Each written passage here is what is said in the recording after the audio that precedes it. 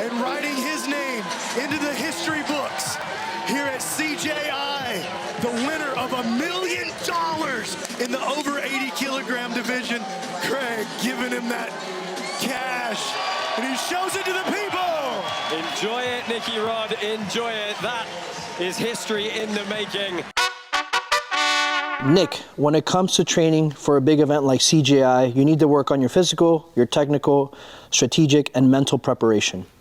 How important to you is the mental work, and how much time do you spend on this? So when it comes to just mentality behind competition, I really do think that competing as any athlete, it's probably 90% mental. The 10% of athleticism and technique and whatever, you need a lot of attributes to be really, really good. And thankfully, I'm blessed with those attributes. But when it comes to mentality, it's something I was definitely born with. It was instilled in me in a very early age, and then I learned to continue to develop throughout my wrestling career, and then also throughout Jiu-Jitsu. I feel like for me, I study a lot of the most successful athletes in the world. People like Jordan, like Michael Jordan, Michael Phelps, Kobe Bryant, even a football player like Brian Dawkins, right? One of the best defensive eagle players ever.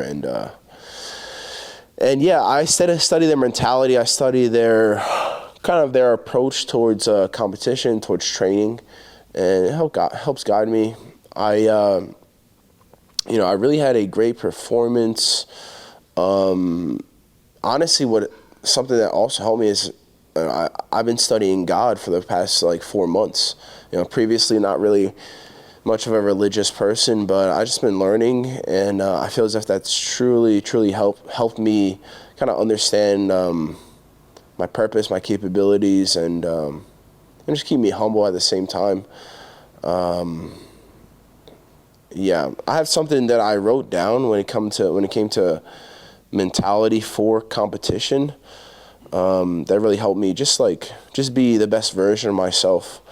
And it goes like this: be present, no future, no past. Live in the moment. Enjoy the moment that God is giving you, and be yourself. Bold, confident, courageous, and intelligent. So for me, that's just a simple mantra that helps keep me at ease, but I guess at the same time helps keep me prepared for battle. And that's why I had such good success recently, because obviously, I'm at a point where the technique is meeting the athleticism in a very fluid way, and tied it together with a very strong, positive mentality, a mentality that isn't afraid to go where I need to go in order to secure my required results. When it comes to mindset, some people have had help from coaches or sports psychologists. Have you ever worked with anybody like this? I've never worked with a sports psychologist. I went one time, and they asked me some questions that I answered, and it was kind of things that I already knew and I already practiced, so I didn't really see it a fit for me. But more than anything, like I said earlier, I study the most successful athletes in all sports, right? I read books about athletes or about mentalities and stuff. So I learn the way of the warrior. You know what I mean? I've read books like what am I thinking? Sun Tzu, The Art of War, right? That's a pretty good book. Not the best for mentality, but pretty good book. Relentless by the guy that was mentally coaching Michael Jordan and Kobe Bryant. That's a pretty good book. And the Relentless book talks about how there's 3 types of athletes. There's coolers, where when everything's going fine, they're cool. They don't really care whether win or lose. They're just kind of happy to be there. There's closers, where when everything's going right, they're able to close the game out in a successful fashion. But when things go wrong, they can't really find a way to win. They just accept defeat. Then there's cleaners. And the cleaners are what I strive to be. A cleaner is somebody that no matter what circumstances, they find a way to get the required result. And that's a very, very rare. There's only a few people in the world in each sport that are considered cleaners. Could you give us a couple examples of how you develop your competition mindset, whether it's in the gym or elsewhere? One way I developed my competition mindset is the one bad rep theory. One bad rep theory is the idea that if you do something wrong once, or not even wrong, but let's say you're drilling a move, you're drilling a takedown. You drill this takedown at 90% accuracy and effort instead of 100% accuracy and effort. This can easily become your new norm. You do something half-assed once, one day, it's too easy the next day or the next week to do it twice and 3 times and 4 times, and just a snowball effect of doing things not absolutely perfect. So for me, when it comes to training, I try to do things absolutely perfect at the correct time with the correct applied pressure. I chase perfection. Obviously, perfection is up to kind of in the eye of the beholder, you could say. There's no such thing as true perfection, but when you do things, you should strive to do them absolutely perfect. And that's what I do in here. Whenever I do any techniques, whether drilling or live, I try to do them absolutely perfect. So the one bad rep theory is essentially a theory that if you do something wrong once, not even wrong, but if you do something not at 100% one time, it's too easy to make that into your normal. So you have to shut that down. Do everything absolutely perfect, absolutely all the time. Many athletes use visualization techniques to mentally prepare for competition. Can you describe how you use visualization to envision your victory at the CJI? Did you visualize specific scenarios or outcomes? I feel as if previously to this CJI competition, I would visualize. So let me start this by saying I always visualize, right? I have an idea what's going to happen in the match, but previously to CJI, I would visualize too much. I'd be like, oh, I'll have this action, my opponent have this reaction, and we'll kind of I'll build a storyline based upon that. The only default with that is that even if it's subconsciously, you're thinking about what your opponent could potentially be doing, when in reality, what's more beneficial is only focusing on what you're going to do. So nowadays, when I visualize, I only think about the movements that I'm going to do and how successful that they're going to be. I never think about, oh, I'm pinning an opponent. Oh, he escapes, I'll do this. I try to take him down, he defends and do that. No. Every technique I'm going to do is going to be absolutely perfect, and when it comes to me visualizing, it's going to work absolutely every single time. So there's no second guessing. There's only true belief in my ability, my technique, and just my capabilities when it comes to competition time. So again, I always do tons of visualizing, but more recently, visualizing only what I'm going to do, not worrying 1 ounce, 1 bit about what my opponents are going to do. You mentioned an example of a mantra earlier. Self-talk and mantras are well-known examples of getting the mind ready for competition. How do you use these?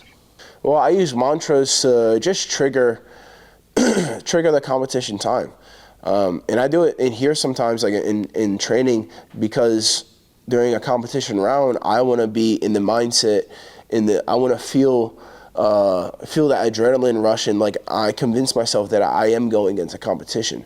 That's like when I do any competition, I have a camp for it. I've already done 25, 30, 40, 50 matches in the gym in preparation for this competition. So I've been there physically, I've been there mentally. I've had the competition when I'm not feeling so good. I've had competition when I'm feeling great. So everything in between, I've experienced that.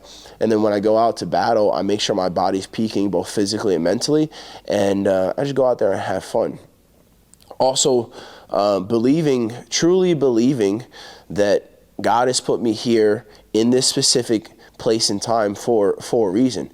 And if I feel, for me, truly believing that I'm exactly where I'm supposed to be, at this point in my life. That gives me comfort, gives me confidence, and you know, if God has your back, you can fear no man. So I just go out there, compete confidently, boldly, courageously, and intelligently. Nicky Rod, it's clear that you were hyper-focused throughout the CJI. What strategies do you employ to maintain your focus and avoid distractions during competition? How do you stay present in the moment? How do you stay present in the moment? Yeah, I really just telling yourself, true. You have to tell yourself, but you also have to believe that there is no future, there's no past, there's only the moment. I think a great way to live in the moment, to be present, is, well, you have to appreciate the moment. You have to see it like how I see it, like this. Like, God has given me this opportunity to showcase my moves, or just he's giving me this opportunity to compete. And the only way you can honor him is by being absolutely focused and absolutely present in the moment. If you're focused on your past successes or your past defaults or what you're going to do with the money in the future, that is not honoring the moment.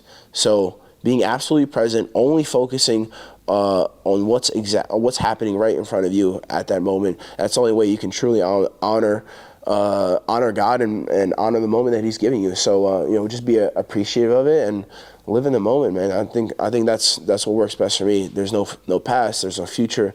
There's only right now. Nicky Rod, after such a monumental victory, how do you approach post-competition recovery and reflection? What steps do you take to de-stress and prevent burnout?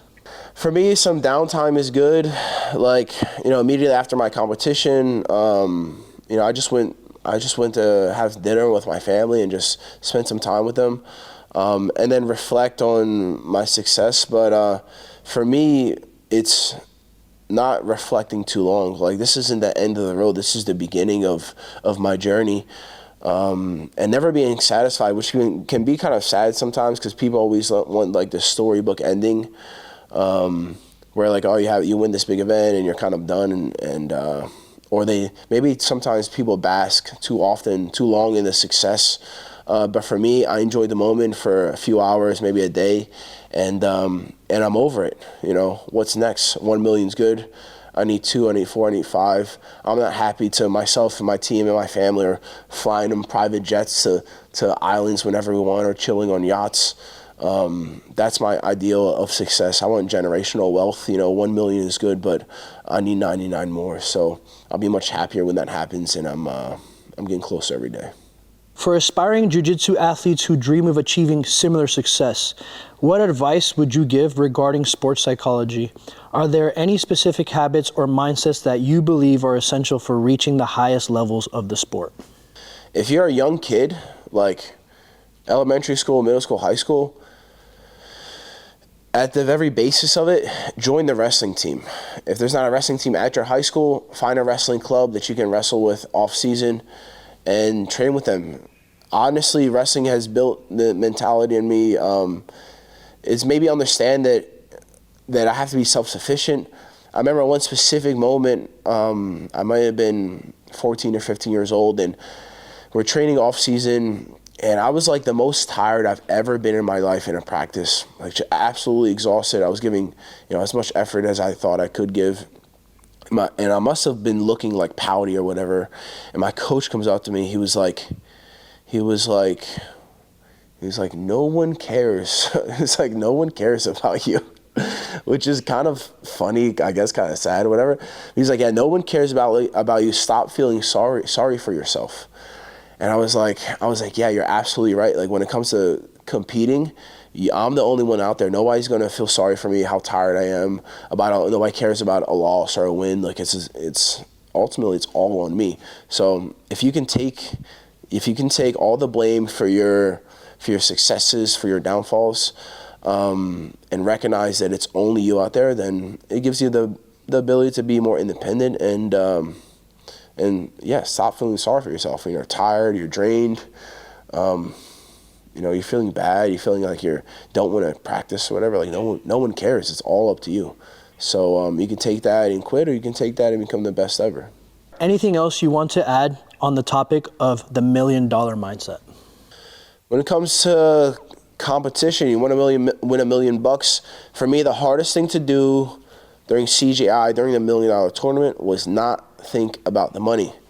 Everybody, especially myself, like I desire the result. The end result is what is the only thing I want, especially when I'm competing. I'm hyper focused. I only want the end result. So if you saw me during my preliminary matches, you would see me not celebrating because, yeah, maybe I submitted a really tough opponent, but the job isn't done. Like I want that last match. I want my opponent to suffer. I want to win in a dominant fashion via submission, and then we'll celebrate afterwards. But when it comes to competing, the best thing I can tell you, there is no past, there's no future, there's only the moment. Be absolutely present, appreciate the moment that God's giving you, and this will allow you to be the best version of yourself. What's up, y'all? Thanks for watching. I hope you appreciate this look into the mindset of Nicky Rod when it comes to competing. Be sure to give this video a thumbs up. Please subscribe to the YouTube channel and drop a comment.